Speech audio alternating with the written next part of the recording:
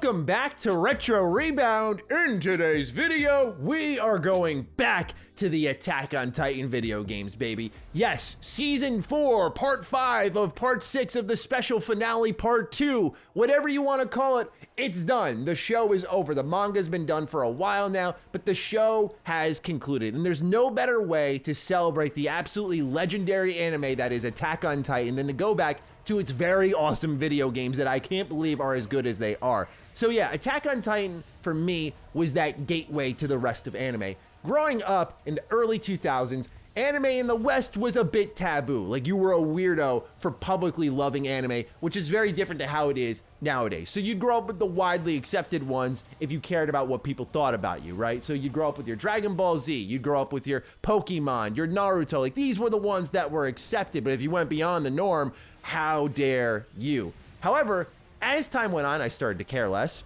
But then a friend recommended to me in, I think, 2012 or 2013, Attack on Titan Season 1 on Netflix. He said, try it out.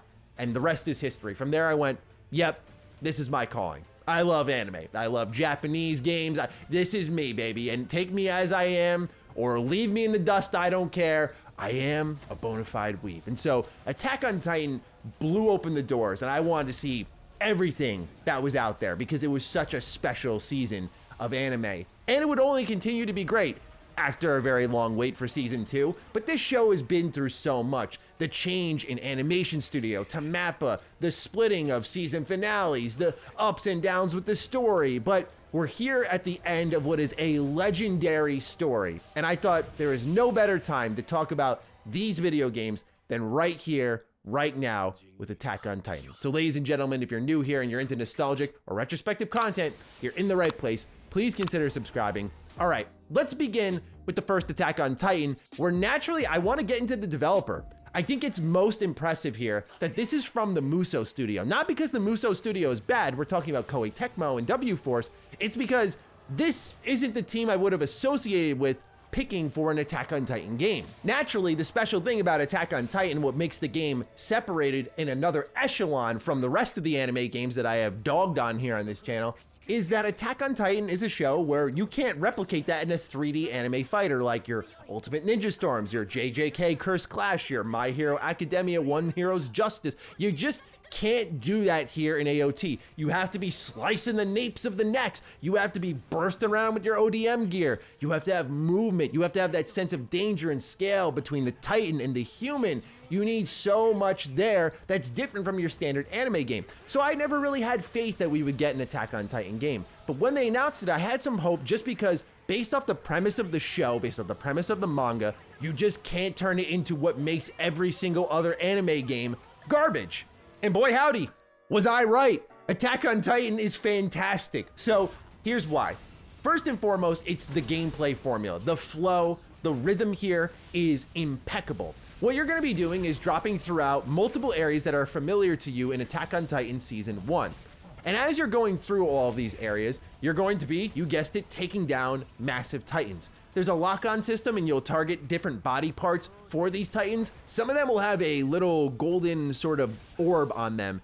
And it's there that you can take down certain body parts. And if you take down certain body parts, you'll get materials that you can then take to the shop to spend on new equipment, whether it be new blades, new ODM gear, and so on and so forth. So you could upgrade your kit for the character that you're taking out into the field. So there's a good rhythm there for the gameplay, but as you lock on, you're gonna be trying to get to the nape of the neck. Now, one of the complaints and fair critiques of the game is that when you attach yourself to the Titan, you can just kind of float around them.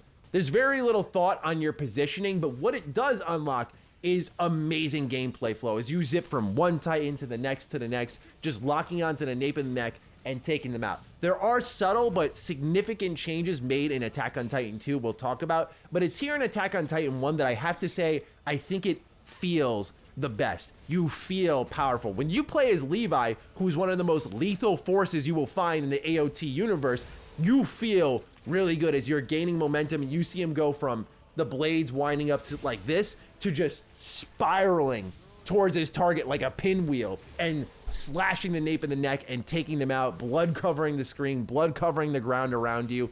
They capture the very enriched gore that they have in this anime so well in the game. but it's all about targeting body parts and taking down Titans. But what I love more than anything is the speed of it, the fluidity of it, the momentum of it, and the resource management of it. So as you're taking down these Titans, it's not just locking on, zipping to them, and that's it.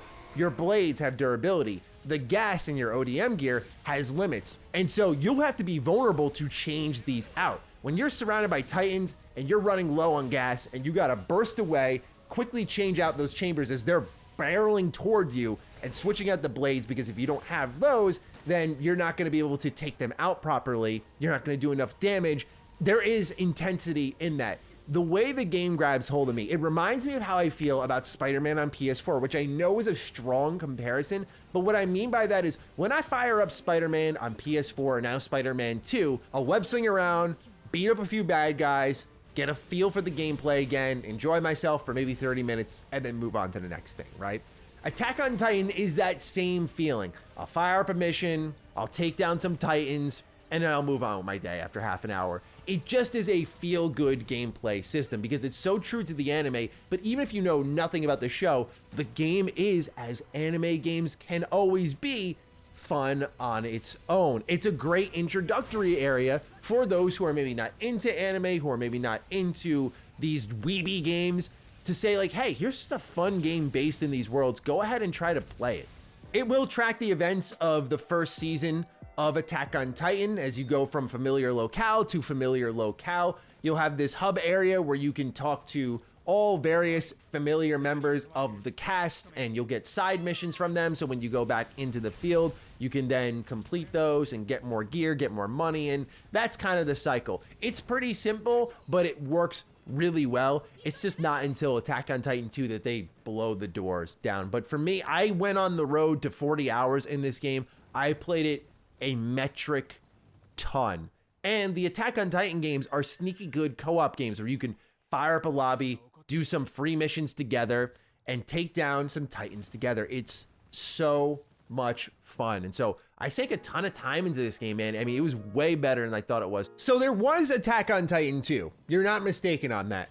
But later on, there was a re-release, the more definitive version of Attack on Titan 2, which was called Attack on Titan 2 Final Battle. And not only does it include the content from Season 1 and Season 2, but the add-on brought in Season 3 content in a whole entirely new mode for you to play through all of this content. It added more playable characters to the roster, and overall was an exciting release. So now what's missing from Attack on Titan in the video game space is, of course, parts of Season 3 and then Season 4. So I wonder if there is room for an Attack on Titan 3 video game. I hope one day they do it because this game, this series deserves it.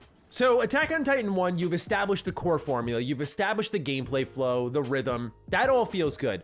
They changed some things here. So remember how I said in Attack on Titan 1, you could lock onto body parts and you just float around. There was no real worry about gravity or anything like that or positioning. You were always up high, kind of pivoting around a particular body part, and there was no real worry for that positioning. Attack on Titan 2 has a targeting system that there is this crosshair that'll move a bit like this, and as you are positioning yourself, when you see it's golden, you press triangle, and then your character moves in for the attack. So there's a bit more tension in the air because you have to focus more on positioning, since you can't just do what I do, which is attach the ODM gear to the Titan and just float around and then zip in. You need to be a lot more careful plotting about where you are in the environment and kind of leap down from above to get that view on the nape of the neck, or take out the legs to lower them down to the ground completely, where then they're fully exposed with their head down, and that's where you get them again. So there is more positioning and tactical awareness required for Attack on Titan 2. I can't say you can get into the same rhythm as Attack on Titan 1, but it's not such a dramatic change that it's going to ruin it for you, but there's definitely a major adjustment period here. Attack on Titan 2, though, blows the doors open. So now in this main story, you create your own character. I made Trunks naturally because you got the Levi cut there, so why not, right? So you make Trunks. You get to play as this character inserted into the AOT universe, and it turns into this almost Persona-like game. One of my critiques when the game first came out, I wasn't totally in love with AOT 2 because a lot of the story was retreading the ground of Season 1, which in fairness was to be expected, but a lot of the new content, the new missions that you had not seen before was saved for the back end of the game, and there wasn't much of that. So a lot of it was replaying old season 1 content, and it was about the moments in between, which are great now, like a social link kind of mode. So what you'll do in between missions is you can give gifts to various members of the AOT cast.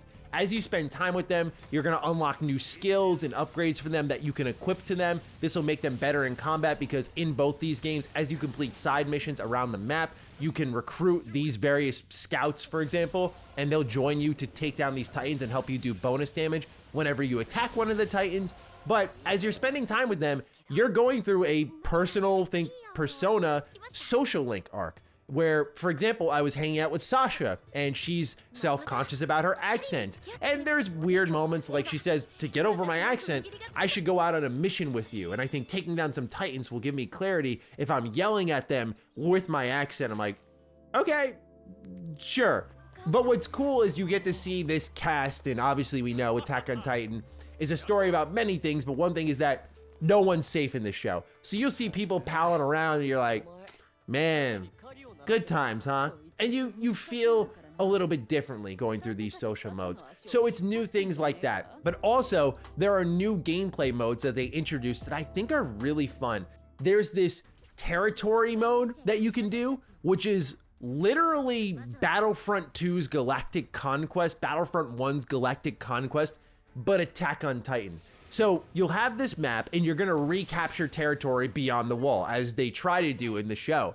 But as you have these choices on where you want to go throughout the land, you'll make choices on where you want to spend your money for resources, what you need in battle. And it's exactly like Battlefront, where yes, you're going to go in there, you're going to do the same battle, same gameplay formula, but it's the plotting throughout the overworld that's so cool. So you get something like that. You get another mode, which, by the way, I'm going to warn you now, spoilers if you're not deep into the show, because all of these cutscenes really aren't safe. But they get into, for example, you fight Kenny, and you get to fight the humans that you see in the beginning of season 3, which I was wondering, how do they handle that? So now it's when the reticle turns blue, you can dash and attack them. It doesn't feel as good as taking down a Titan, really, at all, but it's a different style of enemy, and so you have to approach them a little differently. And so for that, I do enjoy it. I also find the roster here impressive. I mean, every character is here that you could think is a major one, but also even the minor ones are playable and upgradable. As you go through Attack on Titan 1 and 2, these characters are going to level up. As you take down Titans, complete missions, you're going to get rewards at the end of the missions. You're going to naturally get your loot for the Titans whose body parts you took down and what's within them. And what's even more cool is that you can capture these Titans, and naturally you'll have Hanj, who will inspect them and give you advantages in combat based off what you know about them. Like, it plays so hard into the lore of Attack on Titan. It plays so hard into what these characters are known for. They also go way crazy with the customization, introducing a host of new blades, new gear, new horses, new guns you can use now. I mean, there are so many ways to play. It's an absolute blast. Attack on Titan 2 also makes a change in how you navigate the environment. Attack on Titan 1 was very generous in that you would be out in the open fields, where typically in the anime, you'd be very vulnerable. There's only a couple of trees, so you can't really zip out of trouble if you see a Titan. You need your horseback, right? But in Attack on Titan 1, you'd still get around just fine. You'd pretty much web swing through Central Park and Spider-Man if you need an example. But in Attack on Titan 2, they're not as generous. You can't just zip around. So there were moments I'm running around my feet like, come on, I'm pressing the square button, someone take me away. You need to stay on horseback a lot. And so you get those cool moments of riding up on horseback and seeing a Titan and then zipping out of your horseback all the way to attacking them. Just a lot of moments that I think improve the, if you will, cinematography of the experience. So when you go in and take out a Titan, if you're about to get a complete subjugation on them, the camera angle will change and you'll see like their face covered in blood. You'll see the famous Attack on Titan pose with like both arms back with the blades at the ready to cut the nape of the neck. That type of stuff is awesome. One critique I do have of Attack on Titan 2 is the over-reliance on the abnormal Titans. All of these special variants that show up at the end of every mission. What happens is they have a stamina bar, and you have to tackle them again and again by attacking different body parts. You can't go with the same one over and over. As you upgrade your blades, you can brute force your way beyond this, but you'll just attack these things until the stamina bar is down, then they'll drop. Then you've got to be opportunistic, so you have to reposition yourself, get to the nape of the neck, hope you take them out as quick as possible. And there's a lot of times that you'll cut the nape of the neck like twice. They'll have a sliver of health left, and the stamina bar will restore, and you'll have to go after various arms and legs once more. It just doesn't feel good. It gets rid of some of the rhythm that's there in Attack on Titan 1. I'm okay with the boss monsters, like I mentioned, the Beast Titan. I'm okay with them being this big threat, and when they yell, they bring more Titans in, so the environment gets really cluttered, and you got to take out some of the other Titans before you go for the boss. That type of stuff is cool with me. But when you start to mess with the flow and the rhythm that's so good in the game, when they make those changes to the reticle, where sometimes you just don't do as much damage because the way you're positioning changed, not usually because of your fault, but because the Titan's move the reticle slightly, meaning you're gonna do, instead of like 4,000 damage, you'll do like 2,000. Those little things combined with the abnormal Titans make for sometimes not as fun of a gameplay experience. But given the amount of modes here, given the amount of content here, the amount of upgrades, plus online missions, there's so much to do in AOT 2. I won't lie to you, when I played this game at first, I only finished the story mode and some of the side content, and I was kind of burnt out on it because I was thinking to myself, they just reran the entire first season of content, some of the second season, because we know season 2 is a little short, and that was really it. Final Battle makes it a much more complete product, and if you're looking to put a game on your shelf, I would say make sure you get AOT 2 Final Battle, because everything's on disc right there, and it makes your life a lot easier because now with AOT 1, it's kind of not necessary to own since all of that content's pretty much in the second game. The problem is, when I last looked, these games are expensive, and so I don't know if they sold poorly or something, but I was there picking them up day one, but they have gone up in price, so just keep that in mind. So there you have it, the fantastic Attack on Titan games in 2023. These games are awesome. Check out at least one of them if you're curious and you're able, because they are truly underrated, and I know anime games understandably get a bad rap for how many bad ones have come out, but this is one of the good ones, so don't sleep on it. Anyway, that's all I got for you. I'm looking forward to hearing your thoughts down below. Take great care of yourselves, and I will see you in the next Retro Rebound. Peace out.